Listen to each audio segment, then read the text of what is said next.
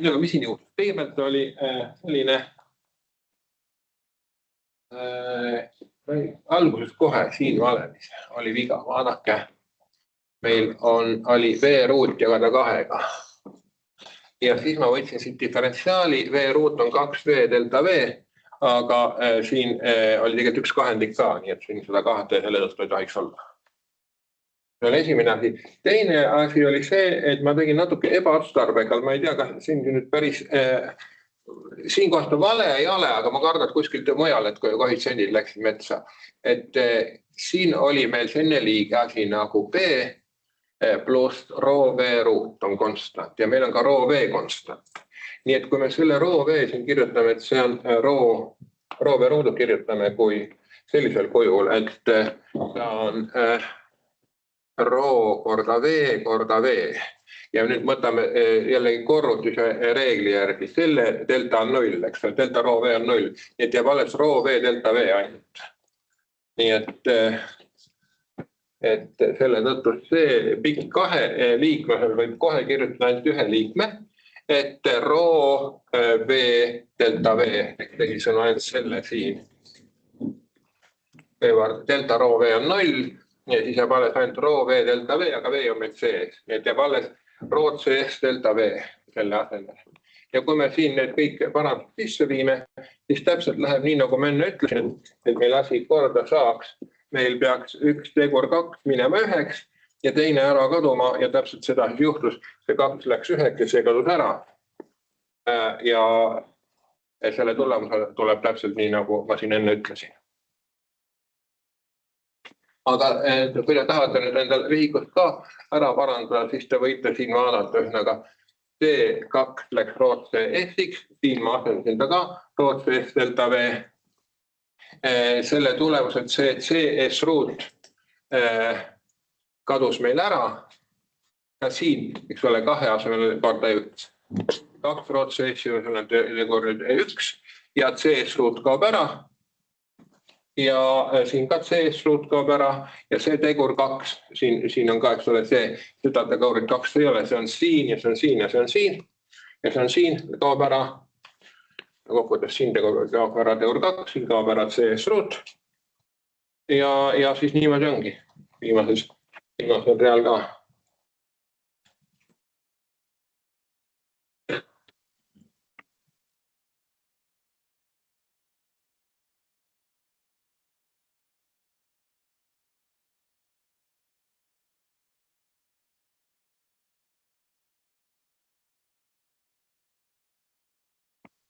Aga läheme siin nende muusikainstrumentidega veel edasi, et me jõudsime nii kaugele, et meil on selline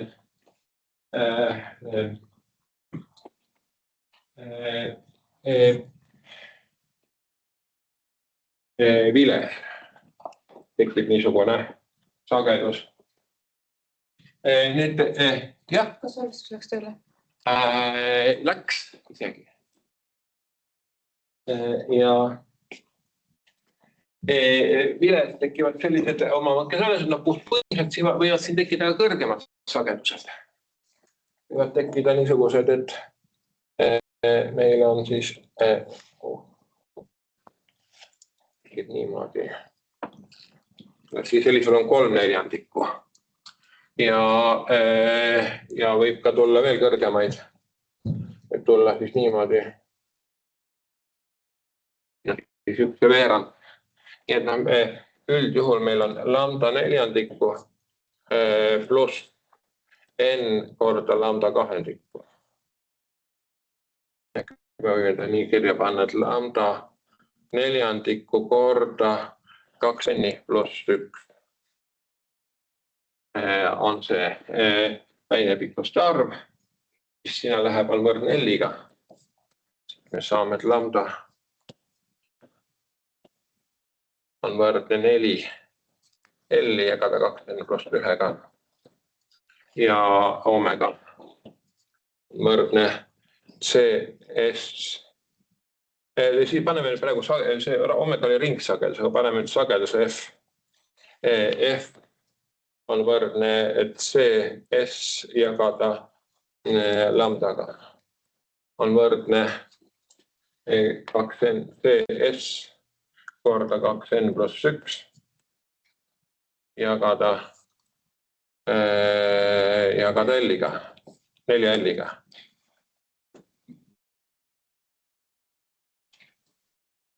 Ja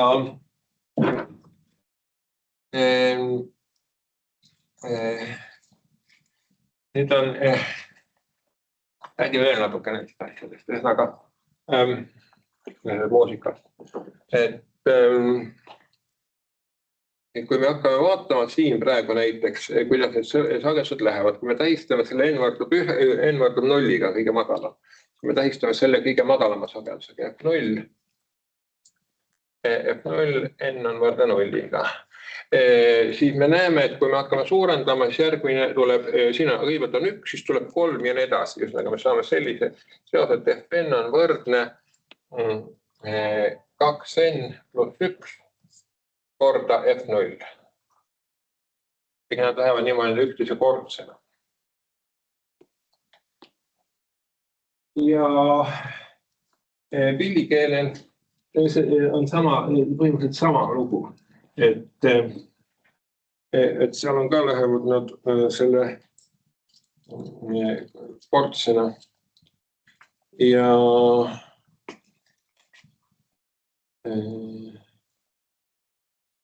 hetk hakkame.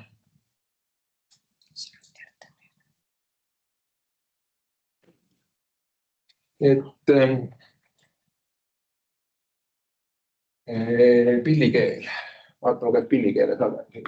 Pillikeele jaoks on meil põhimõtteliselt sama, eks ole, meil oli seal ka seisulaine, aga seal on meil siis sellised variandid, et esimene kõige madalam on selline, järgmisel on niisugune ja nii edasi. Seisulainest me natuke juba rääkisime, kui molekulide võnkumisest rääkisime, eks ole. Et siin on meil praegu pillikeele pikkus on L, on võrdne siis meil N korda lambda kahendikku. Ja kui me teaksime siin selle laine levimise kiirust CS, siis me saaksime täpselt sama valemit kasutada, mis meil siin oli, ainult et meil tuleks siis mitte 2n pluss 1, vaid N jagada 2 L-iga. Nii et siis me saaksime, et meil on võrdne CS jagada lambdaga ja siis me saame, et lambda on võrdne 2 L-i jagada N-iga. Et me saame, et see on võrdne siis CS korda N jagada 2 L-iga. Jälle nad lähevad lineaarselt, kui me võtame kõige madalam sagedus on F1, N on võrdne 1-ga, siis me saame, et Fn on võrdne F1 korda N. Lihtsalt lähebki, kõik kordsed tulevad siin mängu. Nüüd küsimus, milline on laine levimise kiirus sellisest raadist? Keegi seda oskab öelda, mis see võiks olla?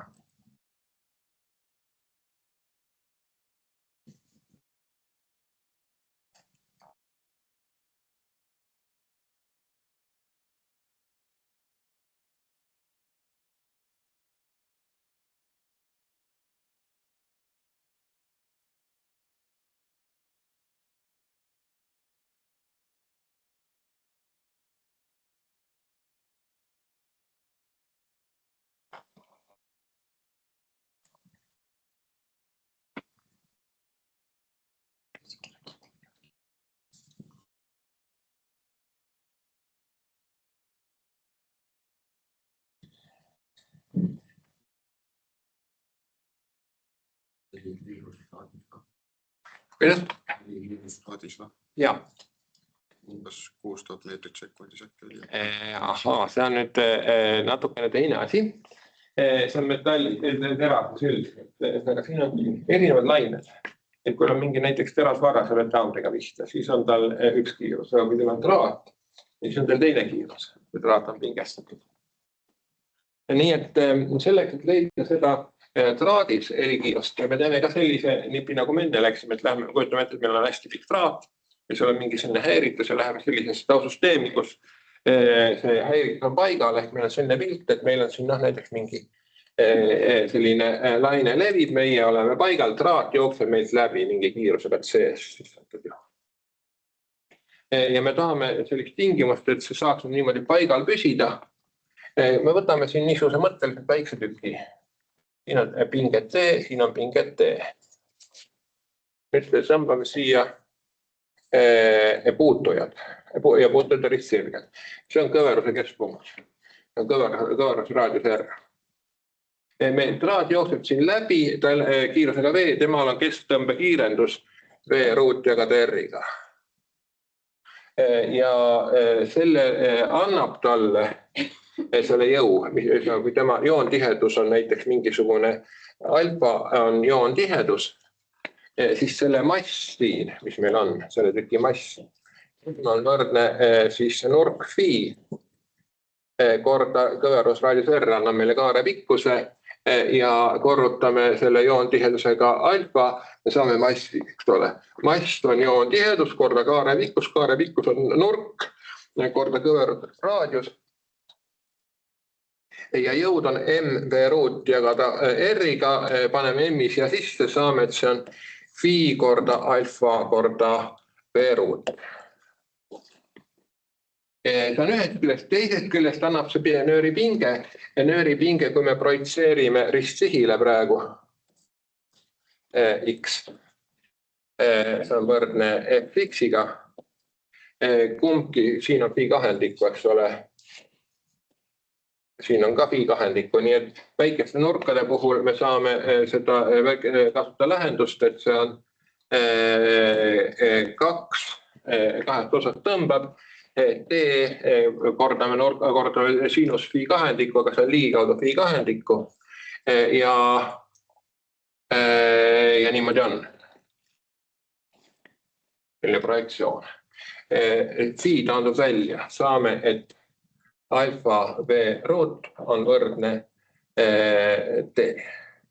Üles me saame, et V on võrdne ruut juur T jagada joontihedusega alfa. Sellise levimise kiirusega, no see on see CS, mis meil oli. Nii et me saame, et meil sellisel juhul sagedus F on võrdne ruut juur T jagada alfaga korda N jagada 2L-iga, kus L on nööri pikkus. Ehk me näeme, et see sagedus sõltub pingest, mis nööris on ja sellepärast need keelpillimängijad ka häälestavad, krutivad seda traati.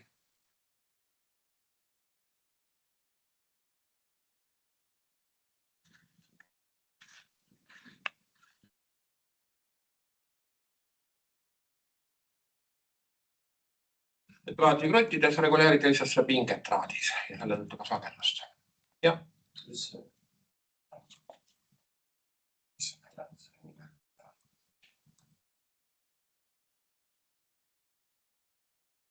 Aga mis see oli? Kõrge heli, mis tekib, kui see õrnalt keele peale. No, kui te vajutate keele peale, et heli tõsta. Hästi õrnalt. Jah. Mul ei tule nimi meelde. Heli sagedust tõsta. Õrnalt keele peale vajutades tekib hästi kõrge mingi sagedus. Seda on mul natuke raske kommenteerida, aga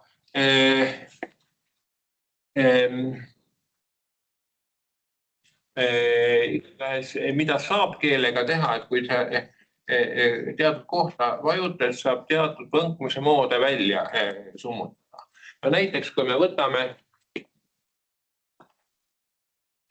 võtame sellise keelpillikeele, ja kui te panete teda võnkuma, siis tal harilikult võnguvad kõik erinevad moodid hakkavad võnkuma. Nii et teil on mingi võnkumine, mis on selline, aga teil on ka näiteks selline võnkumine. Ja näiteks on ka selline võnkumine.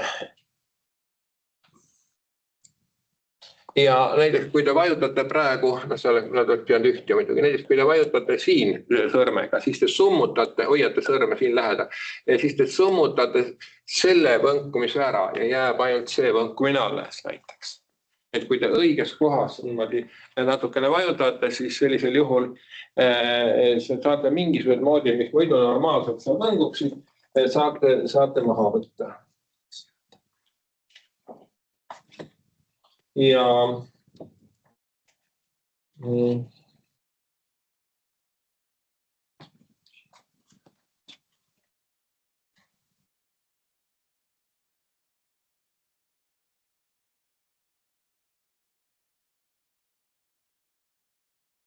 ma ei tea, see vist ei vastanud päris küsimusele, aga jah.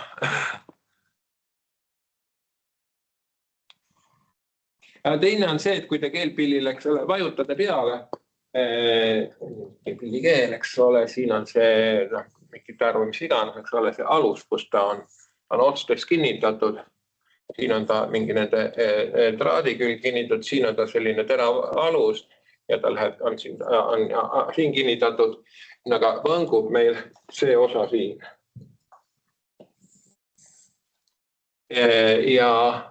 Aga siin on sellised, sõltub pillist, kas tal on mingid sellised toed, kuhu siis saab veel täiendavalt nagu alla vajutada. Kui te siia vajutada, siis te teete sellega lihtsalt lühemaks. Ja ega sellega pinge oluliselt ei muutu traadis, tee jääb samaks, aga L muutub. Ja selle tõttu, et pillikeel muutub lühemaks, siis ta hakkab ka kõrgemat sagedust tegema. Panna õrnalt pillikeele vastu sõrm, siis ta hakkab oktav kõrgemalt. Oktav kõrgemalt tegema seda. See tähendab, see oktav kõrgemalt tähendab seda, et me sellisel juhul me ei ergasta mitte seda võnkumist siin, vaid me ergastame selle võnkumise siin. Kui õnnestub kuidagi niimoodi seda ergastada, et seda kõige madalamat me ei tekita. Et vastupidi on tegelikult lihtsam, nagu öelda, et kui see siin kohas, te saate selle kõige madalam, siis saate selle, siis ongi, kui te siin hoiate, siis saate kõige madalam ära summutada ja see palles näiteks ja niimoodi. Kui seal pillikeele keskkohas näpu peal hoida, siis see kõige madalam sagedus, kõige pikem lainepikkus, see kaob ära. Ja siis lähebki oktav kõrgemaks.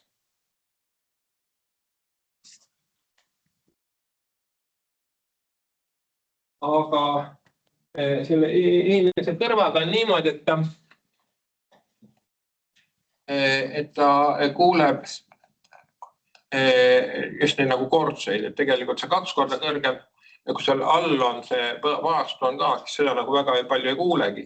Aga see pillikeele või pillikõla sõltubki, et kuidas, kui palju tal neid erinevaid kõrgemaid sagedusi seal on, kui kõrgele see välja läheb.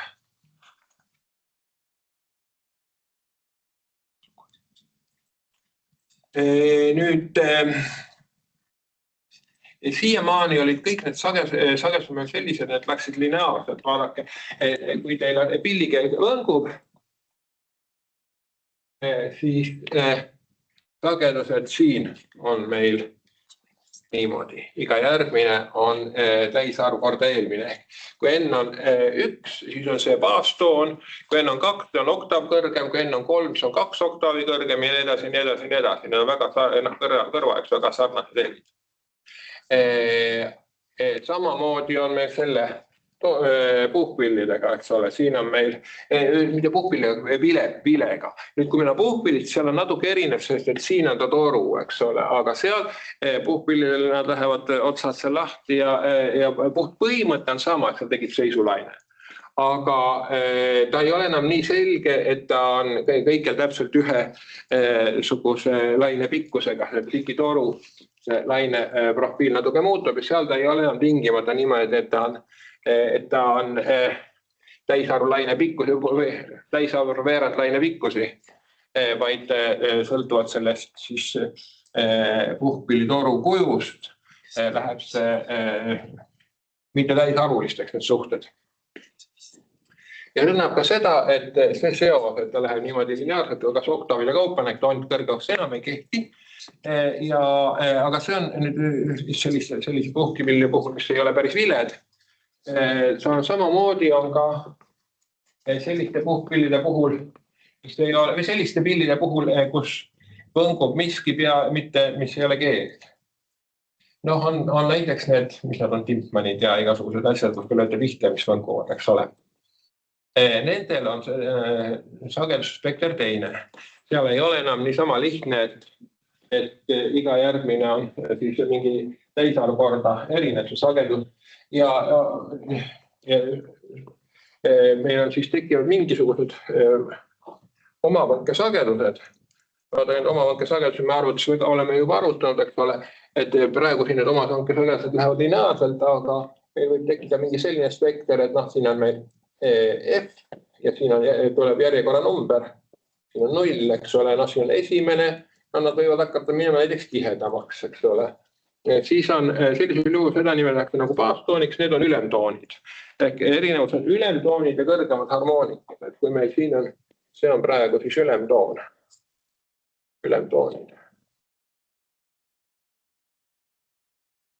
Aga kõrgemad harmoonikud, meil keelpillidel tekivad meil kõrgemad harmoonikud, kus see on näiteks mingi F0, F1, see on meil 2 korda F1, see on 3 korda F1, need on siis kõrgemad harmoonikud. Selline väike terminoloogiline erinevus.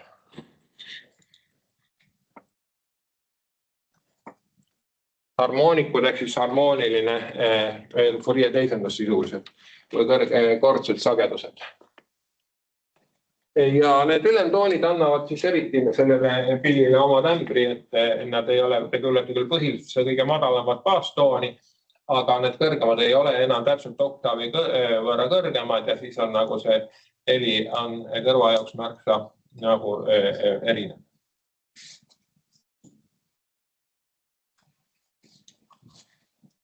Ja keelpilli puhul muidugi sõltub ka sellest, kuidas teda niimoodi võnkama panete. Näiteks, kui meil on keel ja me tõmbame ta niimoodi siin lahti. Ja nüüd laseme siit lahti. Kuidas see laine hakkab levima? Kas keegi oskab pakkuda? Kas tahate proovida mõelda, kuidas see laine hakkab levima? Aga milles on siis põhimõte, et sellest straadist saavad meil levida häiritused helilaine levimise kiirusega. Antud juhul me räägime lainest sellest straadist, ehk selle sama kiirusega CS on võrdne ruut juurde D ja ka alfaga. Selle kiirusega nad saavad levida nii vasakule kui paremale. Ja te peaksite mõtlema, et milline see peaks olema, et meil algne selline häiritud, mis oli paigal ja lasime lahti, et kuhu ja kuidas ta siis saab niimoodi liikuma hakata. Mis tekib järgmisel hetkel?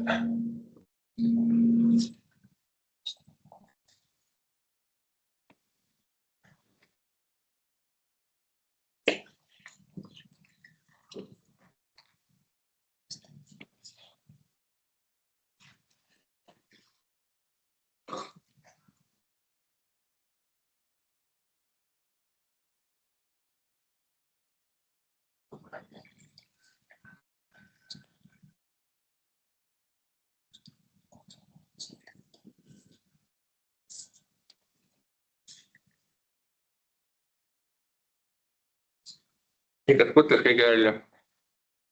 Kus punkte võimalik saada?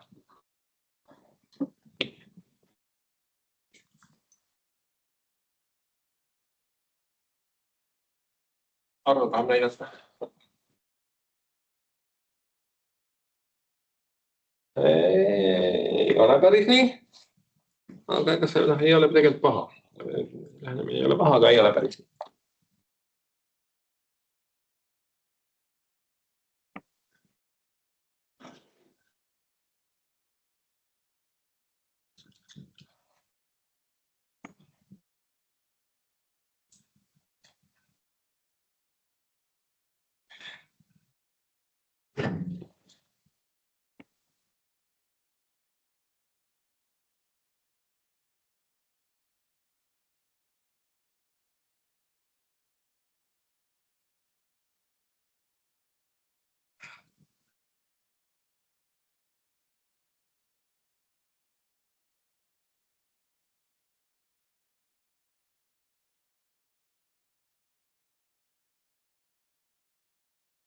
Noh.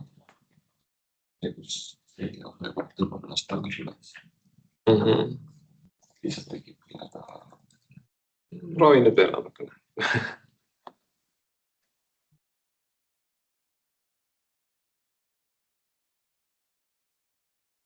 Saab ülesannete küsimus korrata.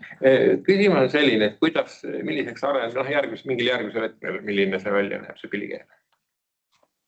Mõnel mingil natuke hiljem, peale seda, kui on lahti lastud.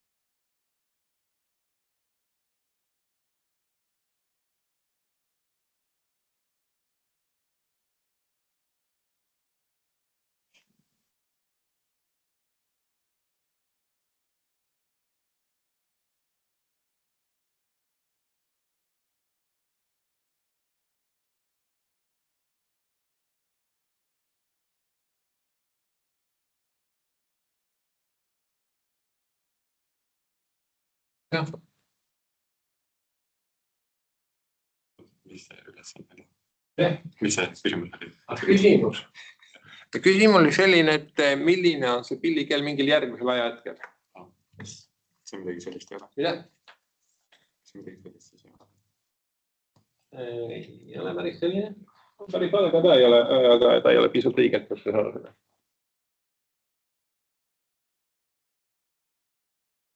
Aga sinna pool umbes midagi sinna kanti aga.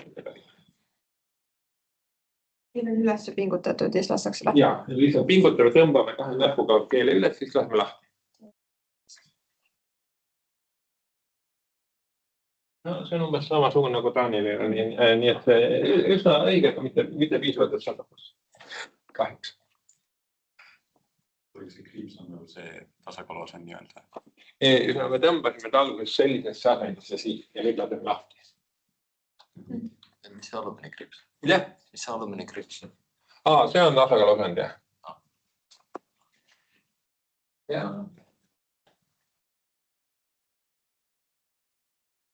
kõigil on umbes selline.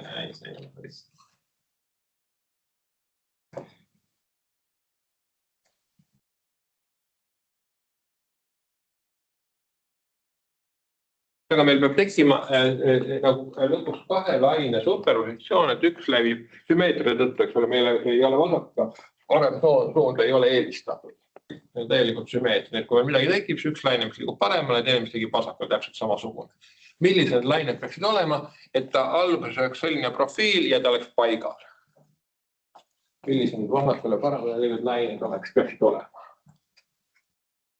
Kui see terve see asi liiguks vasakule, hakkaks liikuma siin, siis meil järgmisel hetkel oleks meil selline asi siin. Eks see oleks meil alla liikunud ja see oleks meil siin üles liikunud, eks ole. Nii et sellisel juhul algasendis ta ei oleks paigal, vaid ta liiguks alla. Siinpool liiguks alla, siinpool liiguks üle. Siis ta liiguks paremale. Aga alghetkel oli ta paigal. Millised vasakule leviva ja paremale leviva laine me peame kokku panema, et ta alguses oleks paigal.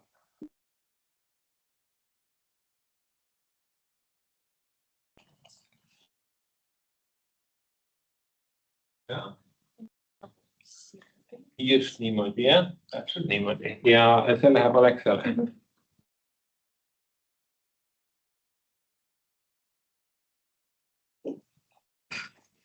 Ehk meil tekib, kui me võtame ühe laine, kumbki laine, mis on 2 korda madalam sellest.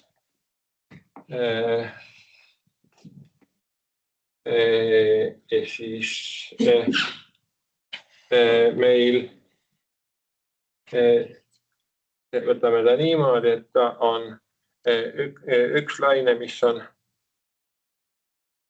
mõlemal 2 korda madalam, mingi teise värvi. On selline ja tema liigub nüüd paremale. Ta läheb sinna selliseks ja teine läheb meil vasakule, läheb selliseks. Siis kui me nüüd kokku liidame algasendis, see tekitab meile allaliikumise, aga sinine tekitab rohe tekitab vasakul pool üles liikumine, sinine alla liikumine, see on 0, siis ta algus on paigal. Ja nüüd, kui me hiljem nad kokku liidame, siis, nüüd ma tegin natuke valesti. Ma tegin, ta peab olema 2 korda madalama tõusuga ka, et annaks kokku selle, mis alguses peab olema. Ehk meil on siis niimoodi, et võtame. Algus on 2 sellist laine, et üks liigub vasakule, üks hakkab parema liikuma, teine hakkab vasakule liikuma, mõlemad kokku liidame, me saame esialgse profiili. Aga et üks liigub vasakule, siis tema, mis liigub vasakule, tema järgmisel hetkel oleks midagi sellist. Ja teine, mis liigub paremale, oleks midagi sellist. Ja kui me nüüd need kokku liidame, siis me saame selleks kattuvas osas, me saame selle, mis enne oli. Ehk me saame selle musta joone. Aga selles, mis ei kattu, eks ole, ühes ta läheb sama kaldega alla ja teisel läheb sama kaldega üles, siia tekib meil platoo. Ehk siis ma joonistan selle uuesti korralikult välja. Meil tekib siis niisugune profiil. Algus oli ta selline, pärast tekib niisugune. Ja siis ta läheb edasi ja läheb veel hiljem. On ta selline ja nii edasi, kuni lõpp alla välja ja siis ta hakkab alla minema. Siis ta pärast on juba selline. Ja siis ta läheb alla välja.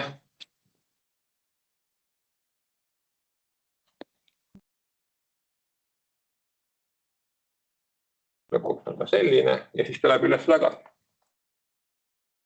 Ja niimoodi ta siis võngub. Selles mõttes on ka, eks ole loogiline, et kui meil on sirge lõik ja pinge on üks ja sama, siis see tegelikult mitte midagi muutuda ju ei saa. Ehk see sirge lõik peab jääma paigale, sest et ta lihtsalt pingutud sirge raad, temaga ei juhtu mitte midagi. Ja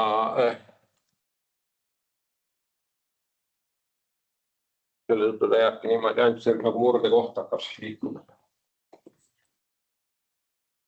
Ja kui te nüüd siin võtate neid harmoonikad, siis tegelikult siin, kui te võtaks siis Fourier teisenduse, siis saaksite siin kõik erinevad sagedused kokku, nii et siin ei ole üldse suugi mitte niimoodi, et ainult ühe sagedusega vangub.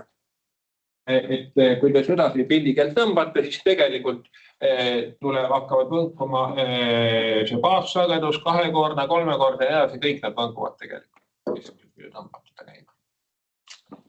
Aga nüüd on küsimus, kui te tahaksite väga puhast tooni pillikeelega, kuidas siis seda, kuidas oleks võimalik seda saada?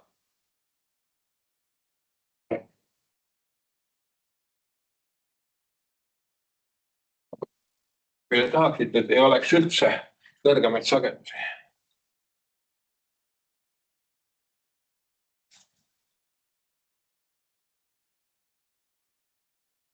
Seal peaks olema kogu aeg sinusoidaalne profiil.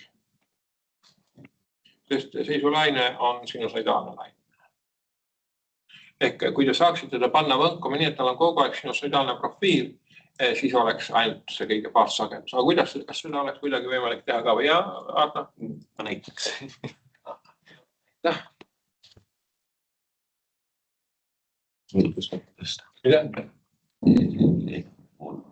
Vooluga. Vooluga saab, aga praegu põhimõtteliselt on õige. Kui me teeme seda magnetväljaga, hakkame niimoodi võngutama panema, ma võin praegu panna selle Ardole täiele küll päris täielik see skeem, aga mis on seal puudu? Mida Ardo joonistas, oli selline asi. Et meil on siin pillikeel ja näiteks laseme siit voolu läbi ja siin magnetväli. Siin on B, on sellest suunas. Ja nüüd, kui meil siin läheb vool I, siis sellisel juhul mõjub meil ampäärijõud, mis on alla suunatud või üles, sõltuvalt voolu suunast. Ja kui me paneme selle I saame panna võnkuma sinusoidaalselt, lihtsalt mingi generaatori abil sinusoidaalselt, ja kui me hakkame seda niimoodi vaikselt, aeglaselt tõstma, kui me ta järsult tõstame, siis me ikkagi mõjutame lihtsalt keskelt jõuga ja ta ikka ei hakkab mitte sinusoidaalselt võnkuma. Aga kui me paneme generaatori niimoodi, hakkame hästi vaikselt resonantselt seda õige sagedusega, omavõnke sagedusega seda niimoodi võngutama, siis ta vaikselt tekib selline, nii nagu liikumisel, eks ole, ta vaikselt toogu, siis ta hakkab järjest kasvama ja sellisel juhul arenevadki välja ainult need võnkumise moodid, mis on resonantsed selle jõuga, mis meil on. Aga resonantne on ainult see baassagedus, kõrgemad sagedused ei ole resonantsed. Nii et selle tõttu need kõrgemad sagedused ei hakka võnkuma. Kuid aeglaselt selle täpselt õige sagedusega seda hakata võnkutama. Niimoodi on võimalik saada täiesti sinusoidaalselt võnkuma, ainult seda baassagedust tekib. Põhitooni. Nii, aga mis selle kõlalauaga on? Et kuidas see kõlalaud saab võimelda kõiki sagedusi, mis te arvate? Kui näiteks klaveri kõlalaud, traadid on seal peal, ta võimendab kõiki. Hästi võimendaks siis, kui ta oleks resonantne, eks ole.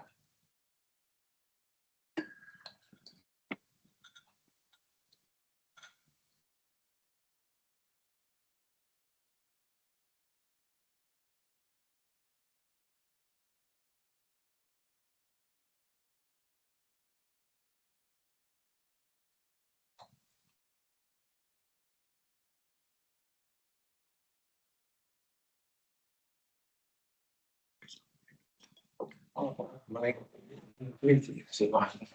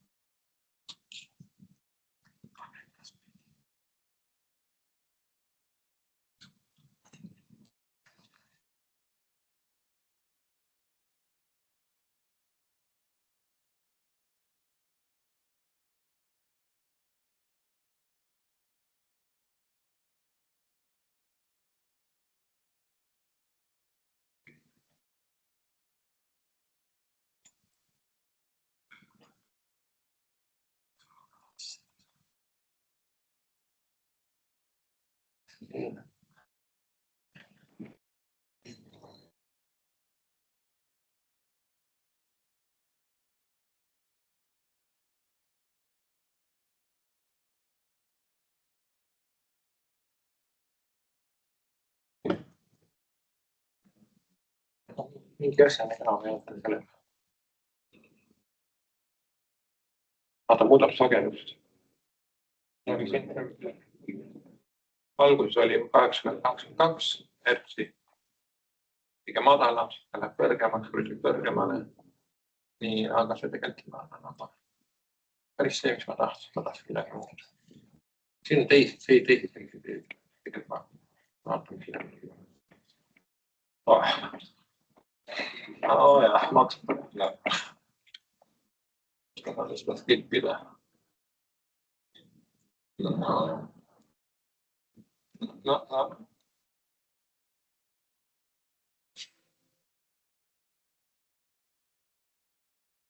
Ilmselt sama värk, aga siin on selline. Ja seal sinna peale pannakse mingit liiva või pundrit ja saab seda võtmissagedust kontrollida. Ja kui sagedus läheb võtseks mingisuguse oma võtkesagedusega, siis need liivaserad kogunevad kõik sõlmepiirkondades, seal kus membraan ei võtta. Mis praegu visualiseerub, on need jooned, nagu null amplituudiga jooned. Ja kui me sagedust tõstame, siis tekib järjest rohkem juurde ja juurde. Et kui keele puhul on kõik lihtne, ta on sinusoidaalne ja nende mustrid on suhteliselt väga regulaarsed, siis juba ruudukujuliselt te näete, et tegelikult on elu keerulisem. Vankuiste oma nagu seisulainete profiilid on väga sellised eripalgelised saavad tekkida.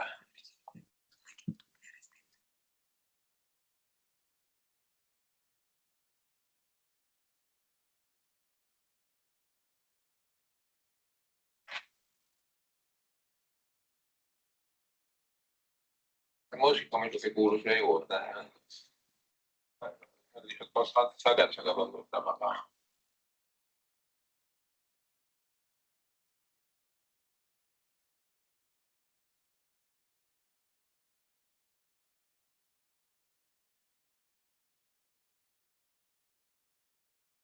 siin on mõned on sellised nagu regulaarsemad, et ta tekib edasi, et ta nagu just nagu enam ühes suunas on sinusreaalne, teises suunas on sinusreaalne, siis tekib nagu enam ruutpõrestik, aga mitte alati, mingite sagedused lähevad juba keerulised. Ja tuleb ka selleks, et kui ta oleks väga homogeenised laad, siis ta oleks natukene veel regulaarsemad.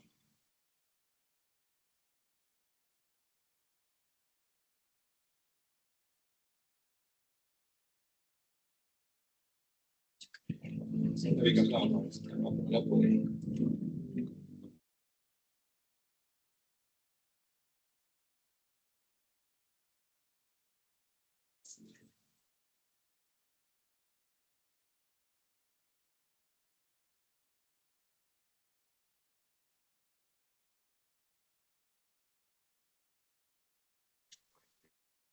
Nii, läbi ta sai.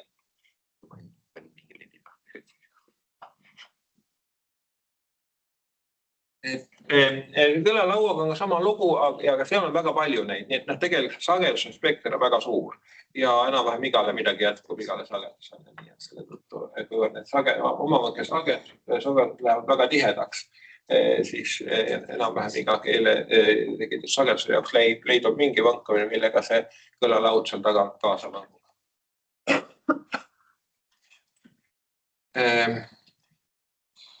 Kas on mingid küsimused?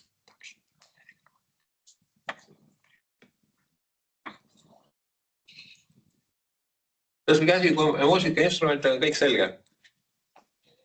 Fun fact küsimuse. Mida? Kas fun fact küsimuse võib ka küsida? Ja ikka võib, aga vastus me garanteeri. Lihtsalt, kui me orelist räägime, siis meil on hästi pikad torud, aga meil ongi täpselt see suubil, meil on lühikesed torud, et kuidas seal, et kui pikkuses sõltub sagedus, siis... Jah, siis ongi niimoodi, et lühikestega saab kõrgeid sagedusi, pikkadega saab madalaid. No oreli muusika üldiselt on päris, need suured ikka tekitab päris madalaid. Aga me võime ju arve ka vaadata, kui pikad üks või teine sagedus on. mis sagedusest me võiksime rääkida? Mis on heliargi sagedus, kas keegi ka teab? Mida? No meil on muusikaspetsialist, Karl räägi. Kõige üldisem on 440. 440, väga hea, 440 hertsi. Aga siis ärme teemegi ennast liiga targaks, 440 hertsi. Nii, millisele lainepikkusele õhus see vastab? Meil oli siis selline seos, et lainepikkus on CS jagada sagedusega ehk kordusagedus, jagada periood kordusagedus. Ja CS on meil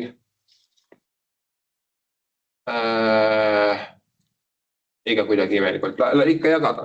Et CS on lambda korda F, niimoodi. CS on lambda korda F, et see jagada F-iga. Ja mis me helikiirused võtame, palju ta on, mingi 300 meetrit sekundis, millegagi. No kuskil seal kandis. Pane hästi jagab, on 330 440-ga. 330 jagada 440-ga, nii see on meetrit sekundis, see on siis pöördsekundid, ehk see tuleb meil siis 3/4 meetrit on lainepikkus. Vilepikkus on sellisel juhul, vilepikkus on meil veerand lainepikkusest. Lambda 4 on võrdne, siis räägime sentimeetrist, 300 sentimeetrit jagada 16-ga. On võrdne mingisugune umbes 20 sentimeetrit. Nii et mingi 20 sentimeetrine vile annaks meile oreli sageduse umbes. Mitte selle heliargi sageduse. Aga eks neid sagedus on madalamaid, nii et seal, kui me teeme nüüd näiteks teeme ta juba 2 meetrit, siis tuleks meil 2 meetrist tuleks meil 44 hertsi.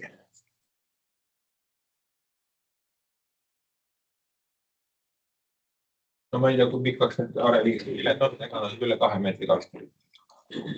Väga suurtel on ikka väga suured viled. Väga suured.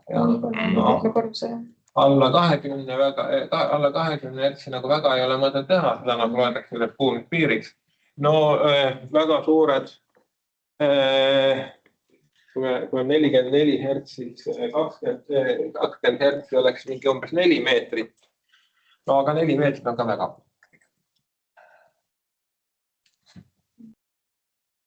Ütleme, et suupildil on ju see laius on mingi 4 sentimeetrit, et see on siis mingi teistsugune torustik.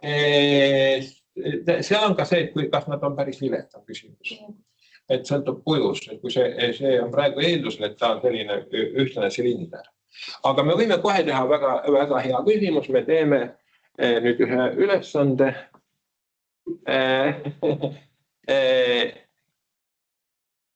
Siin Rikol on pudel. Sa teeks selle katse, võtad keerad korki ära ja proovid puhuda sealt pealt niimoodi, kas saad heli tekitada. Karlil on ka, Karl on võib-olla rohkem muusika. Niimoodi proovi pealt puhuda.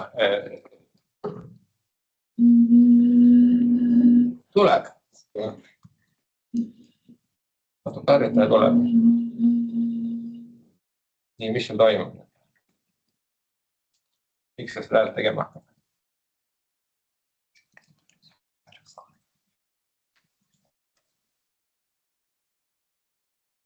Aga nüüd proovi, nüüd on juba teine sagedus. Nüüd on teine sagedus, jah.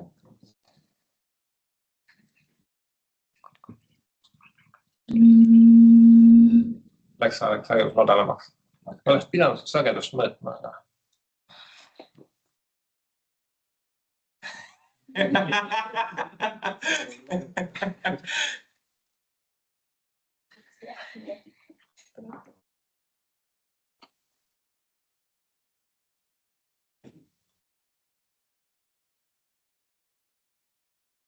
On nii.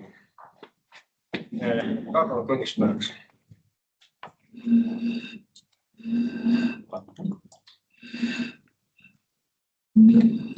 Ma näeme, et seda piiki, aga ma võtan nii, aga ma võtan teise asja, ma vaatan, mis kõik on alaisari, aga ma võtan selle tõududega.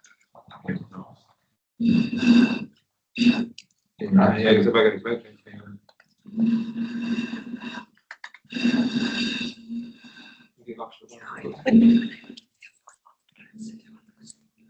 Ja 220 suhteliselt näinud 221. Vaat nii üks ja.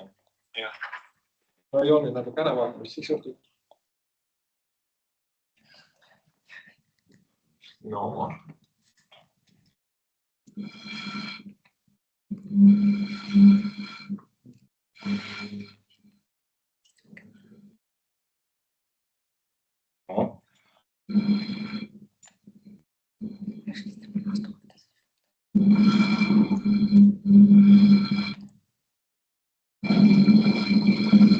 Kas lihtsam ei ole pudelit kätte võtta? Vibratsioon. No ühesõnaga, see võib veel proovida, aga kuskil 200 nängid täna praegu.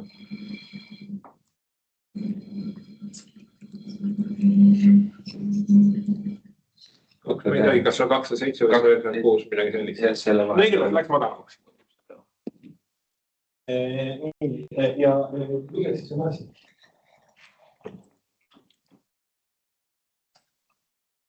Kas me saaksime kuidagi seal ka seda sagedust näida, mis te arvate?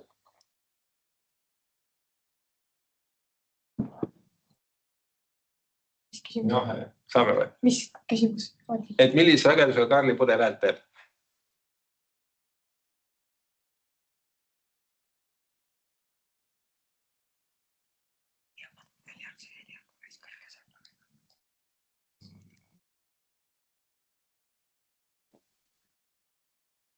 Ühesõnaga, kõigepealt pudel on natuke keerulisem kui viile. Päris täpselt, mis ta ilmselt kätte ei saa.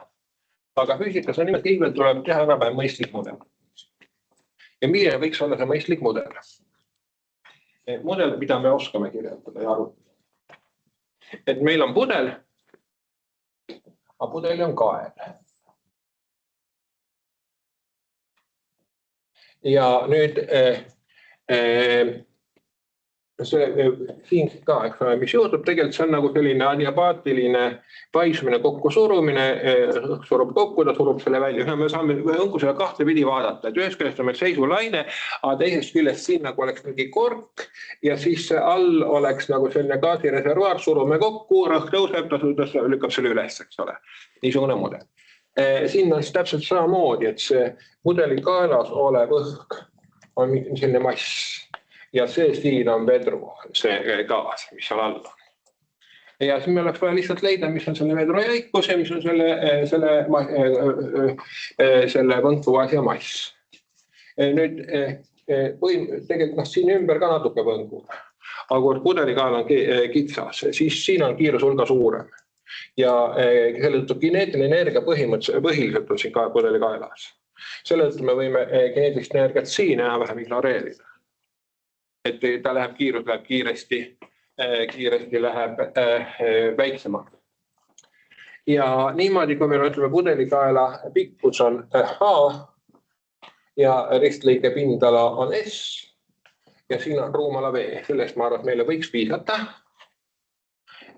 Nii et kui nüüd see siin läheb X-i võrra allapoole, see mass, siis sellisel juhul meil delta V on võrdne S korda X.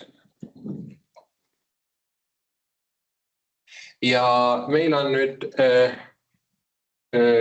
selline valem. V korda V astmes gamma on konstant, kui see on adiabaatiline protsess. Me teame, et delta V muutus, me tahame tegelikult teada, kui palju delta B muutus. Teeme jälle selle sama toreda asja, logaritmine, diferentseerimine.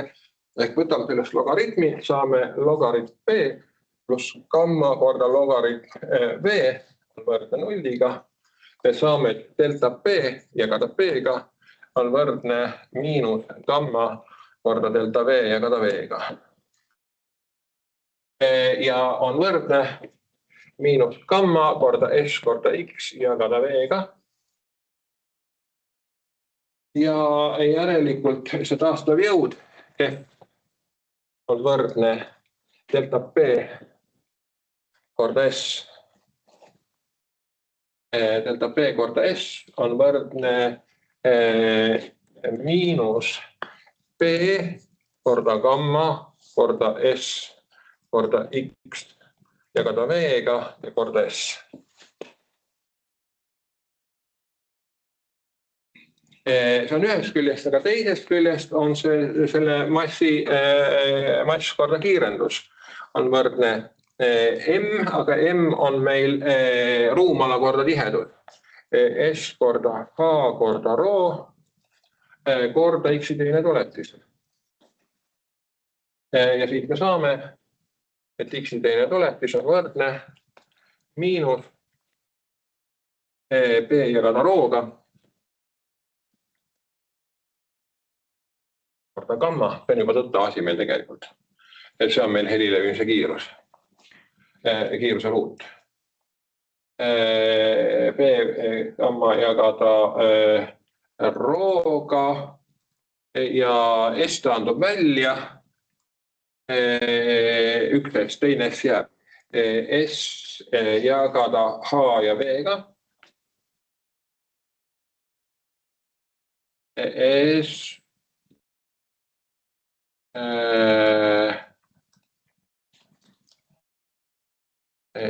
jagada H ja V-ga ja korda X. Ja me võime selle panna ka praegu niisugusel kujul kirja, et see on siis miinus CS ruut. CS ruut, võtame natuke, et see meil ära mahuks. Korda S jagada H ja V-ga ja korda X. Ja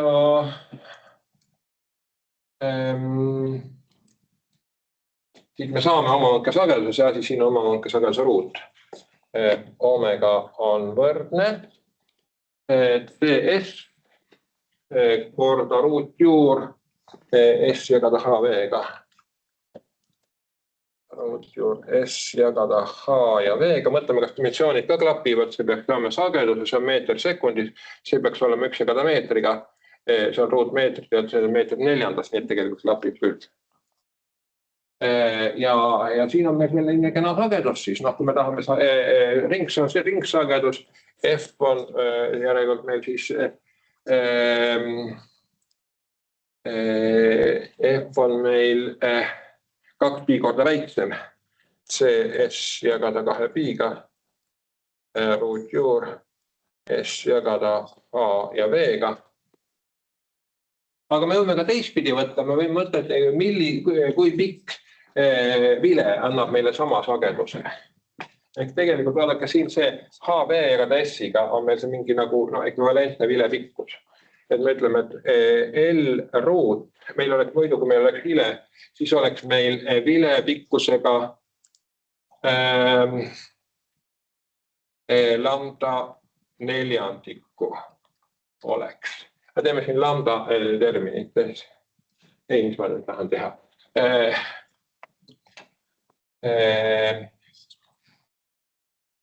Ma kirjutan alla vile jaoks valemi, siis on võib-olla niimoodi kõige lihtsam.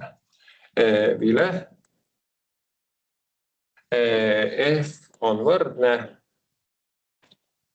aga kus meil see valem oli? Vile jaoks on, kuskil siin oli meil vile jaoks valem. F on võrdne see asi siin. Ja me võtame N-i, võtame 1 CS jagada 4 L-iga. CS jagada 4 L-iga.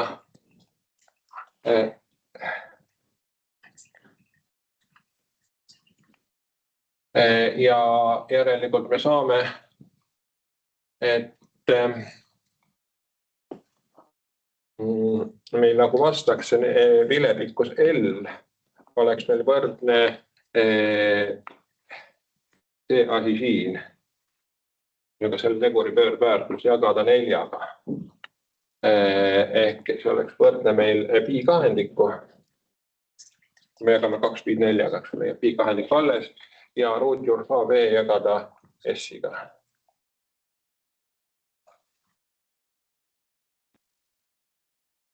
Nii et te näete tegelikult nagu efektiivselt see ei pea, kui ta ei ole meil päris toru, siis pikkus ei pea olema täpselt selline. Ta saab olla, siin me saame tegelikult sama kõrget, madalat sagedust saame me teha märksa lühema asjaga.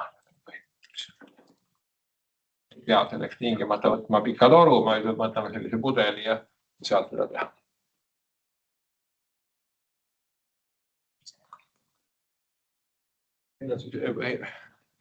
Tuleme selline H ja ka testiga suhe ehk pudelikaela geomeetria, kui me tahame saada võimalikult madalat heli, mis me peame tegema, peame võtma omega peaks olema väike, H peaks olema suur, S peaks olema väike, siis lõikes nii vindala peaks olema väike. Aga juhul, kui need pudelikaelal H ja S ruut on umbes samas suurusjärgus, siis me saame lihtsalt pudelikaela mõõde jagada ruumalaga. Ruumala on üldiselt hulga suurem, nii et see tegur tuleb kaarikult selline, ikkagi suhteliselt väike tegur siin sellisel juhul. Nii, on see enam-vähem ka.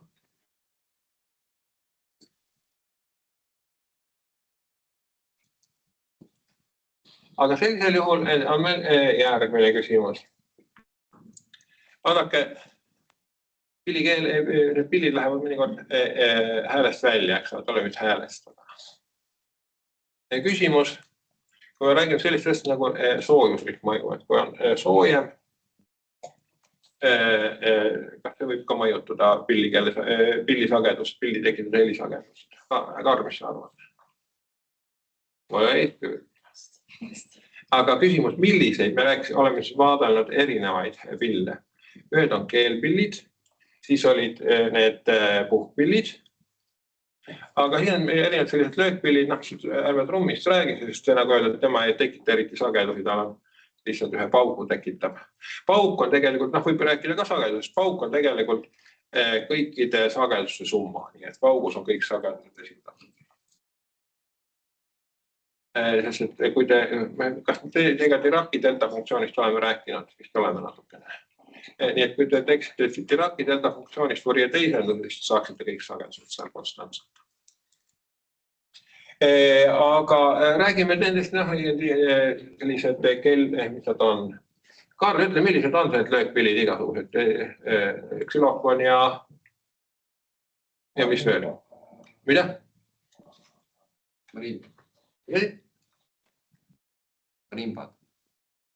Ma ei oska seda isegi korrata. No ühesõnaga, erinevaid on. Erinevaid on ja nendega küsimus ka nendes helis, et millisel ja kui palju see võiks sõltuda tekitades heli temperatuurist ja mille kõige rohkem, mille kõige vähem, mis te arvate?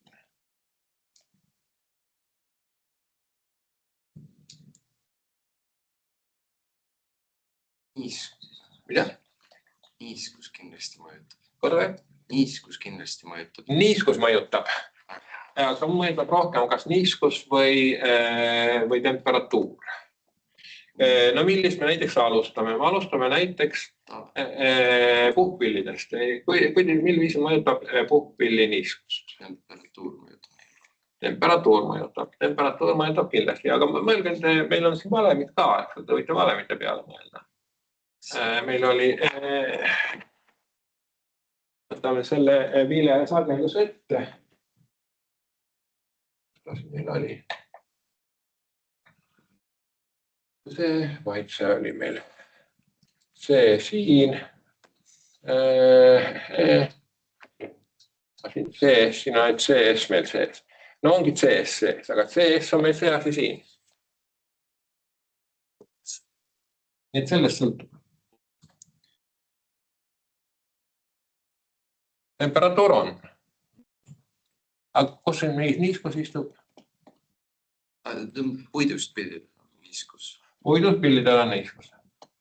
Aga millised puidust pildid näiteks? Põhimõtteliselt kõik. Mida? Kõigil on probleemid. Ütleme üks puidust pild. Viiul. Viiul tekitab häält, viiuli keel, see ei ole puidust, see on metallist. No häält tekitab, jah. Häält tekitab, aga Aga nii, okei, väga hea. Ja kui kirjelda mulle sellisel juhul, mil viisil niiskus mõjutab viiulihäält?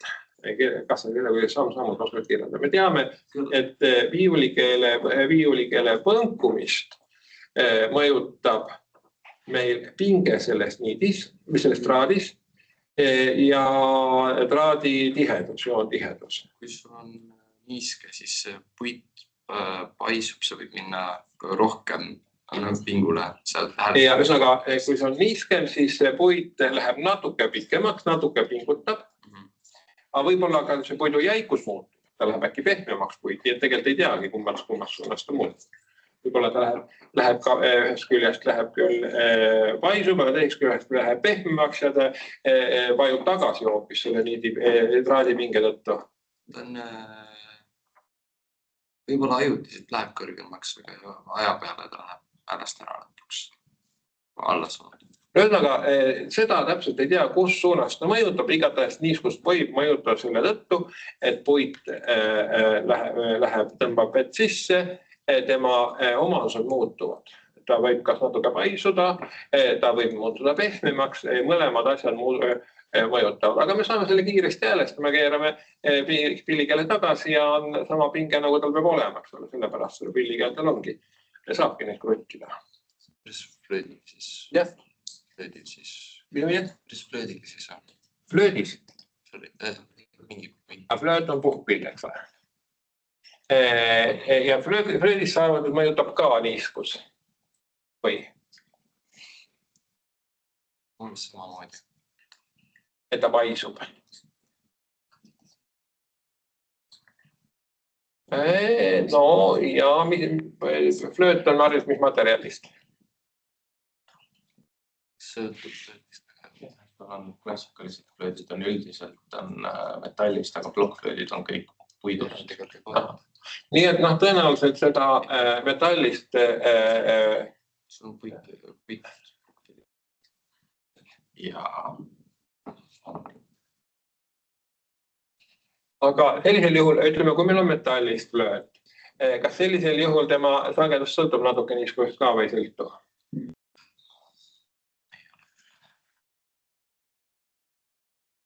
Jaa, Eva. See mõjutab molaarmassi. Õige, tubli. Molaarmassi mõjutab vähe, mõjutab, aga mõjutab.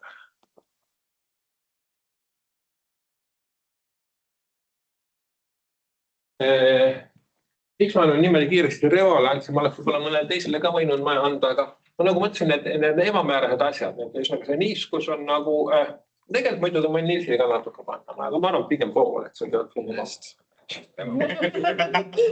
Ära vaidle, lihtsalt võtta vastu. Ja, täpselt õige läheb. Ja käi rohkem kohas.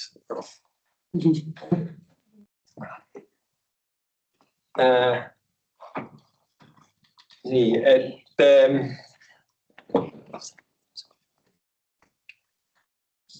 aga ikkagi, millist pilli, räägime temperatuurist, millist pilli võiks kõige rohkem mõjutada temperatuur, mis ta arvad? Pilli.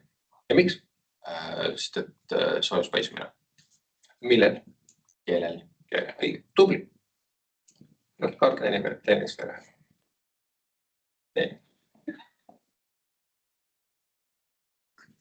Nii on, ühesõnaga keele soojus paisumine teeb keele lõdvemaks ja metallil, nagu ta on ilmselt rohkem soojus paisumine kui puidul, eks te võite vaadata neid soojus paisuvi tegureid ka, aga selle tõttu pinge kohe väheneb ja heli läheb madalamaks. Nüüd teiste pillidega, et kui me räägime ja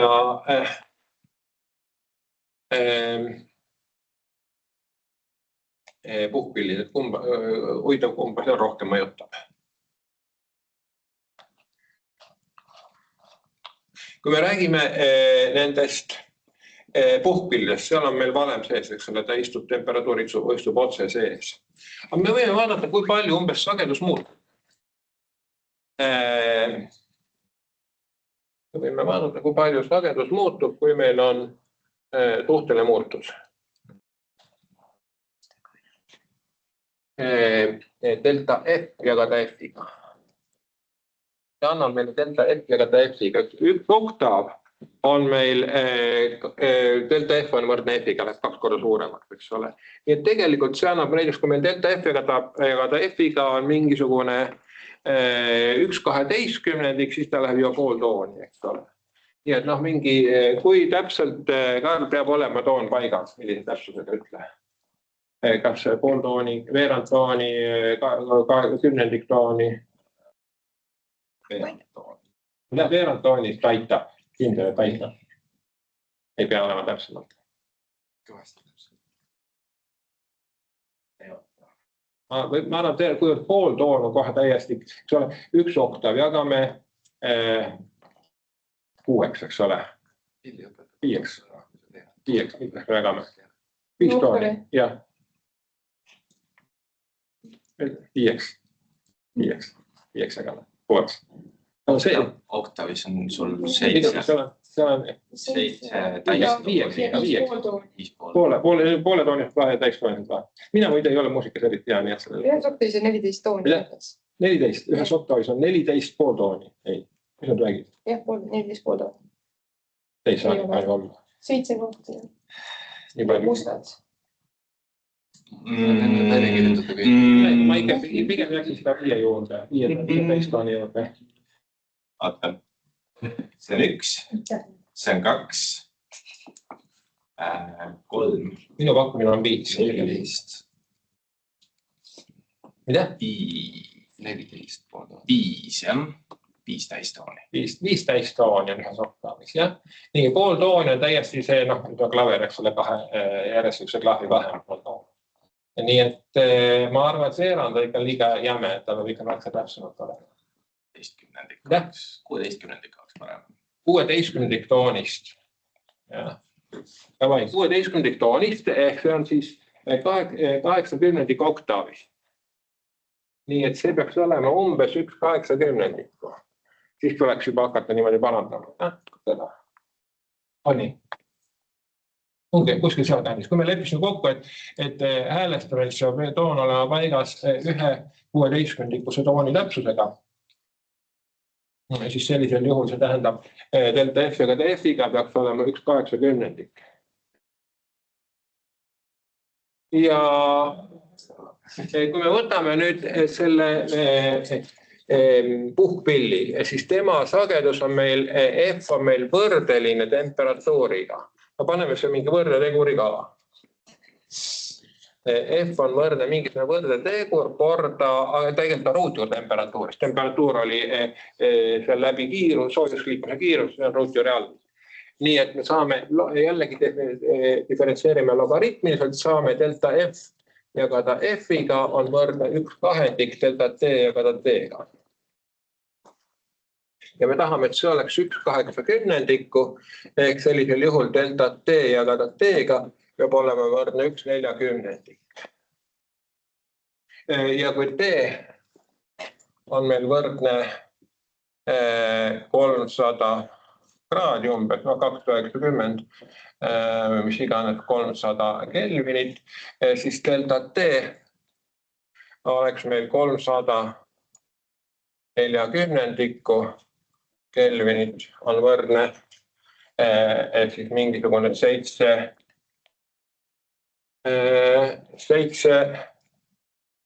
kraadi juba täitsa, mingi 7,5 kelvinit, päris ei olegi väga suur.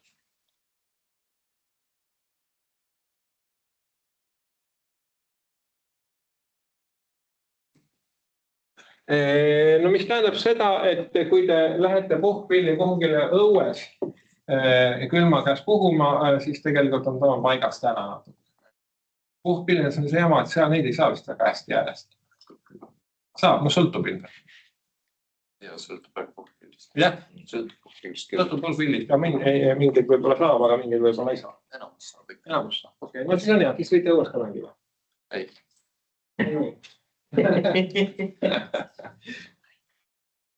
Pigem mitte. Mida? Pigem mitte. Pigem mitte. Aga no, kui ilman on õige, siis võib-olla. Ilman õige. Aga need tänavamängijad, seal on ikka mängivad mõnikord. No, nad teevad oma pillidel iga aeg. Võib-olla neil on mingid õuemängimispillid. Küsimus on, kas külmas siis see torupill, kui see kott nii jahtub ja hoieneb inimese elus. Jaa, inimese õhk läheb ka sinedesse, see on ka õige. Ja tegelikult midagi ei arvestanud, on selle puhkpilli enda joonpaisumine ka. Ja tõenäoliselt see on väike, sest et need suhtelised joonpaisumistegurid harjalt on hästi väikesed, aga õhu jaoks ta ei ole väike. Õhu jaoks, mis on joonpaisumistegur on. Aga tegelikult see ongi üks teema, soovis paisumine, et sellest me võime ka natuke rääkida.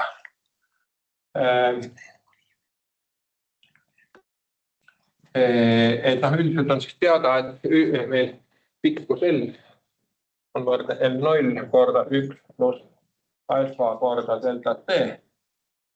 Seda nimeks joonpaisumisteguriks.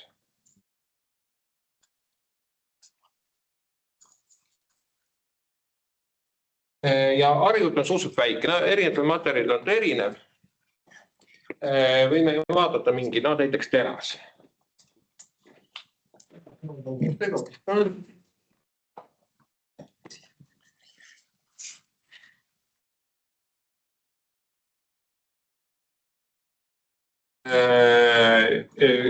Kümme miinus viiendas umbes.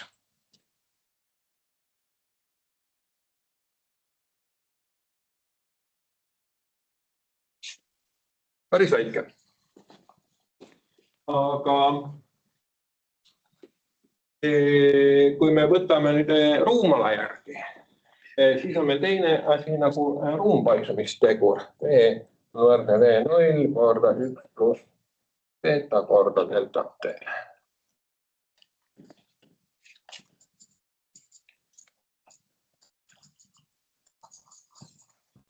Mis te arvate, kuidas beta ja alfa suhtuvad üksteisesse?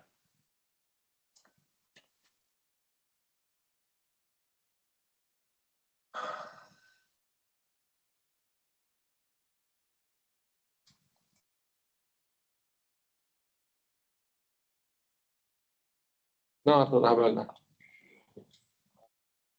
Kui see on ruum tihedumistegur, siis äkki see kuubis. Ei ole kuubis. Madis, kas on? Jah. Mis? Kuidas on ruumpaisumistegur ja joonpaisumisteguri suhe? Kuubi juurde vastu. Ei ole.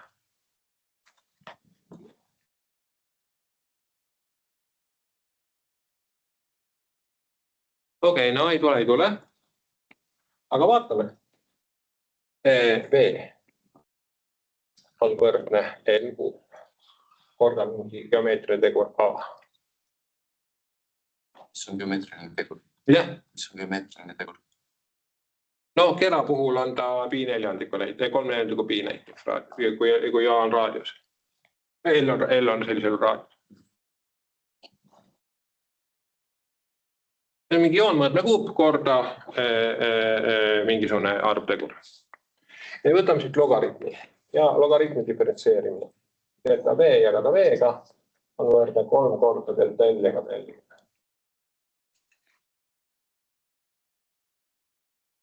Ja järelikult beta 3 alfa.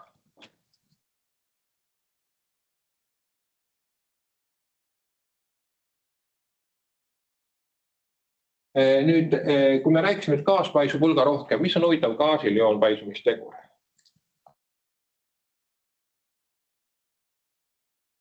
Kui gaas paisub, meil, kui me rääkisime puhkpildist nendeks, siis ta paisub ikkagi meil isobaariliselt ehk atmosfääri rõhk on meil kogu aeg. Nii et meil on B on konstant, siis on meil võrdne rho korda T on konstant. Mis tähendab seda, et logaritmi diferentseerimise teel delta rho jagada rhoga on võrdne miinus delta T jagada T-ga. Ehk siis meil ruumal on selle pöördväärtus, delta V jagada V-ga on delta T jagada T-ga. Järelikult meil see joonpaisumistegur ehk 1 Kelvini kohta delta T on 1. Nii et antud juhul tuleb meil ruumpaisumistegur beta on 1 jagada 300 umbes.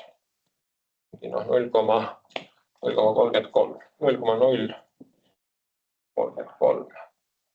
Kui me võrdleme seda 10/5, siis me näeme, et see on hulga suurem, eks ole. Need gaas paisub temperatuuriga ikkagi palju rohkem kui sellised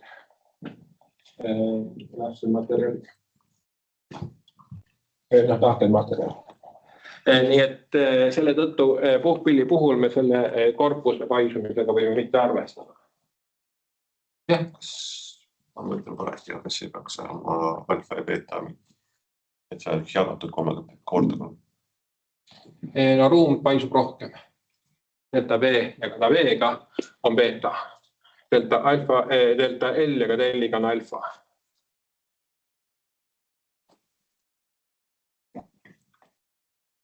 Delta V jagada V-ga on beta. Ja siis siin on alfa.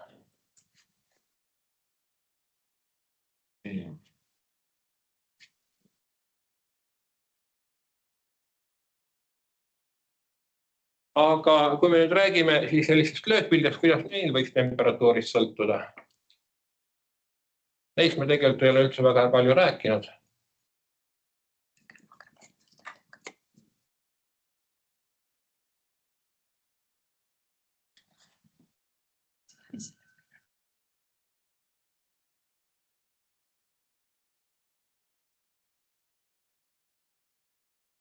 Kui me räägime näiteks mingist sellist kõige lihtne löökpild, lihtsalt üks metkvall varras.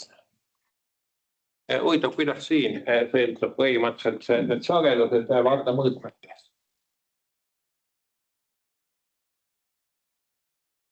Keele puhul, keele puhul, mida pikem, seda madalam hääl. Aga varda puhul, kas mida pikem, seda madalam. Sõltub millised lõnkumiseks ole. Pikilainede puhul, kui siin vardast tegida lööks naabriga sedapidi pihta, siis tekiks siin selline kokkusurumise laine. Ja seal on ka, ma ei hakka seda praegu tuletama, seal on ka oma valem helilevimise kiiruse jaoks. Et see S-ruudus on Youngi moodul jagada tihedusega. Youngi moodulit mehaanikast teate? Ei tea veel, ta kindlasti tuleb teil selline nagu elastsusteooria, selline korrus. Midagi sinna kanti. Aga Youngi moodul on lihtne asi.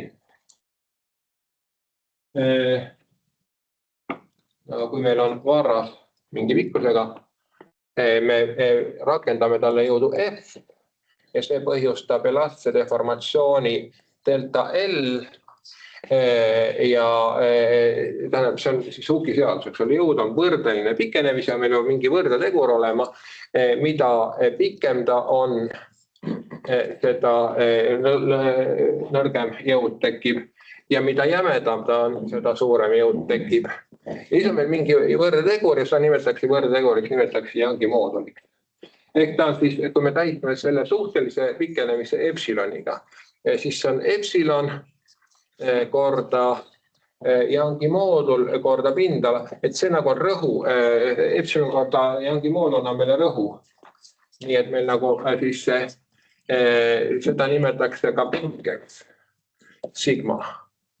Ja Youngi moodul on järelikult sigma jagada F-iga. Ja sigma jagada epsiloniga.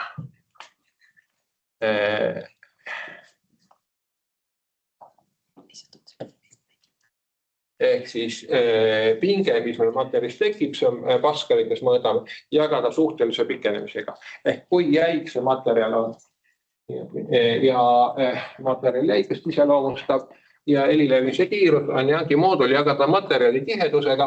No need on siin Reva vist enne ütles mingid päris palju mitu kilomeetrit sekundis. No mitte väga palju rohkem. Mingi näiteks kilomeeter sekundis või 2 kilomeetrit sekundis.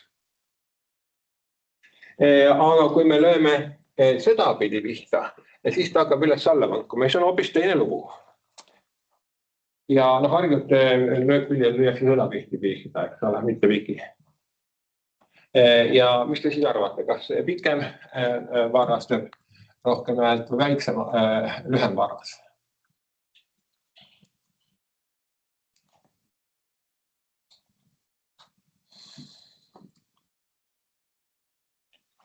aga mis meil juhtub?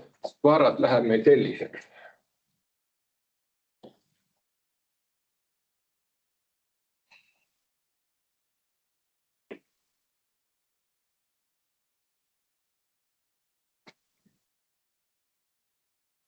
Ja nüüd, kui me võtame siin meil mingi täiskõrv läheb mingi x-i võrra kaldub kõrvale, eks ole.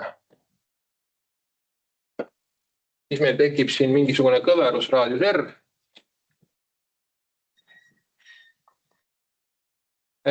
No see on nagu parabooliga saab lähendada, ütleme niimoodi, et R on meil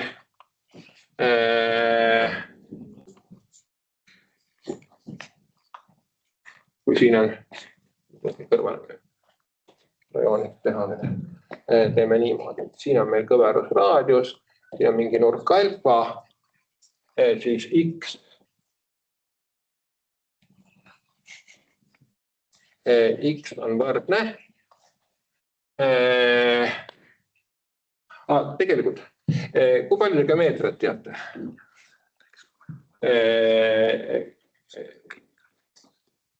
Kas te teate sellist asja, sellist teoreemi nagu ringilõikajatest? Ring. Kaks vahelist joont ja nad lõikuvad. Pikkused siin tekivad meil L1 või A1, A2, B1, B2 ja B1. Vastavalt siis see lõik, see lõik, see lõik ja see lõik. Kas te teate, millega nende kohta midagi?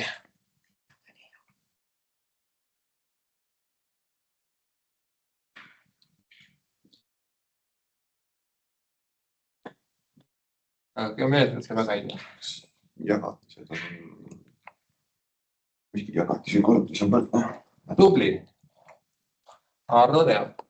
A1, B1, võrdne A2, B2. Nii, ja kuidas me saame kasutada?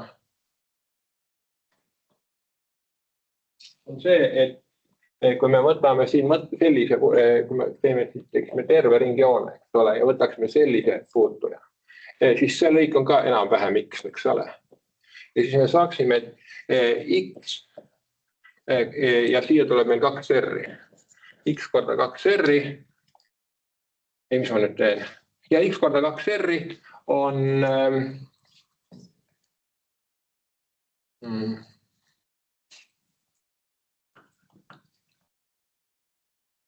Tõmban siit punktist, ma tõmban puutujad. Üks lõik on see ja teine lõik on, väga, siin joonis on paremini. See on üks lõik. See on siin teine lõik. Ja siis on puutuja, mis tähendab seda, et mõlemad lõigud on võrdsed. Ja see siin on varda poolpikkus, L-kahendikku. Nii et x korda 2 r-i, siin me seda x saame enam ignoreerida, on võrdne L ruut neljandikku. Ehk selle kõrvale x on võrdne L ruut jagada 8 r-iga. Nüüd see kõverusraadius, jõumoment, mis siin ristlõikes tekib T, on meil, seda saab ka tuletada, aga meil praegu aega väga palju ei ole, see on pöördvõrdne kõverusraadiusega, võrdne Youngi mooduliga pöördvõrdne kõverusraadiusega. Ja ma arvan, et on mingi pindalaga ka näiteks, ristlõike pindalaga võrdeline. Ja tegelikult raadiuse selle jõud, mis tekib, on suurusjärgus Youngi moodul 1 ja r-iga on suhteline deformatsioon, y ja r-iga on umbes pinge, mis siin tekib, korrutame pindalaga ehk raadiuse ruuduga, saame jõu, aga korrutame raadiusega jõumomendi, mis seda siin andub. Nii et see jõumoment, mis tekib, on võrdne Youngi moodul korda selle parda raadiuse kuup, jagada kõverusraadiusega. Ja siia saame asendada x-i. See on võrdne siis 8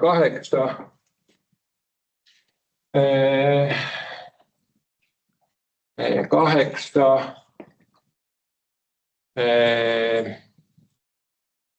R on võrdne L ruut jagada 8-ga. Ehk 8y R kuup jagada L ruuduga. On jõumoment. Jõumoment on meil pöördvõrdeline siis pikkuse ruuduga. See on nüüd ühest küljest, teisest küljest me tahame lõpuks välja kirjutada Newtoni teise seaduse. Ehk see on meil võrdne siis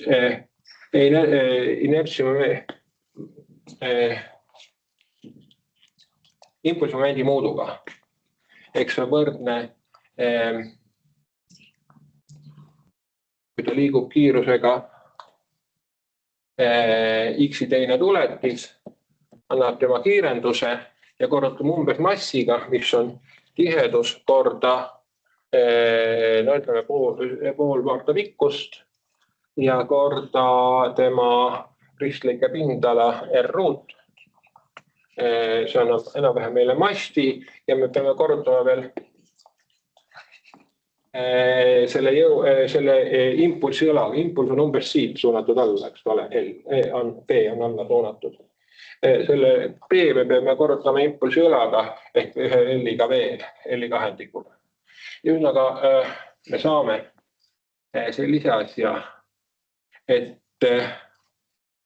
meil, kuskilt ma unustasin X-i ära. Siit ma unustasin X-i ära. Ma asendasin siia 1 jagada R-iga, ma asendasin 8x-i jagada L ruuduga. Nii, ma kirjutan veel korra välja, ma lõpetan, kui ma tean, et aeg on juba kergelt üle, aga x teine tuletis on võrdeline, paneme siia need asjad sisse. Siin on L ruudus, siin on ka L ruudus, nii et ta tuleb 1 jagada L neljandaga. Ja siin on R kuubis ja siin on R ruudus.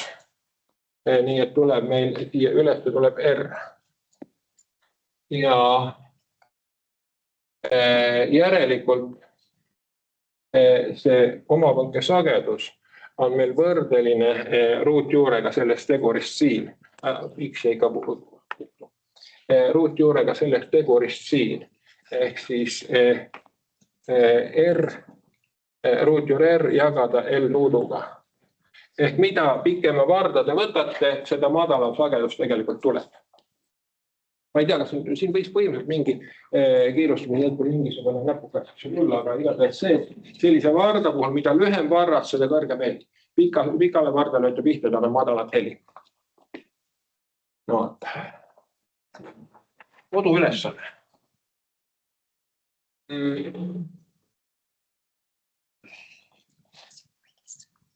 Kodu ülesanne on selline. Et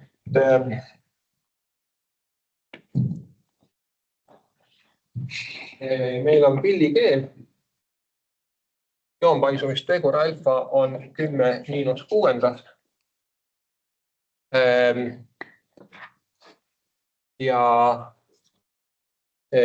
pilli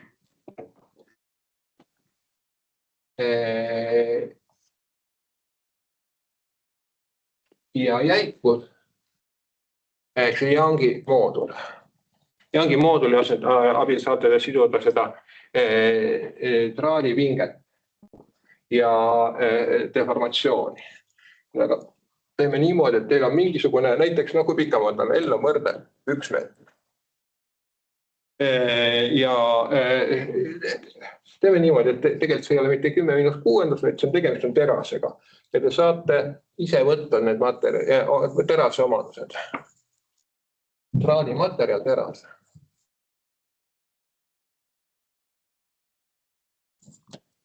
Mida see tähendab? Te saate sealt tiheduse, te saate joonpaisumisteguri, alfa, te saate, mida te veel vajate? Youngi moodulit vajate. Ja Youngi mooduli abil pinget T, mis traadis tekib, on võrdne delta L jagada L-iga korda ristlike pindala korda Youngi moodul. Teades Youngi moodulit, tahate saada, milline pinge tekib. Ja teil on vaja leida kui leida delta F, jagada F-iga. Ehk see sama asi, me teadsime, et kui ta on 1/80, siis vajab häälestada. Nii avaldage delta F. Kasutades delta T jagada T-d. Ja leidke, millise delta T puhul tuleb häälestada, tuleb ümber häälestada.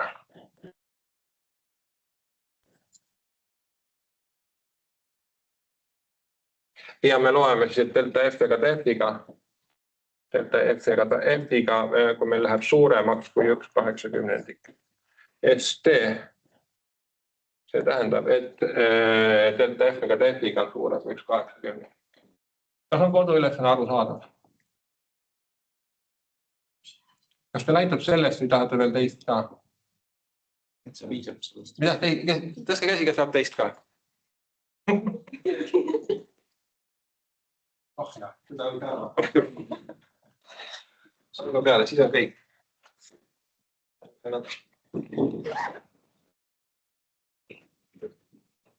Thank you.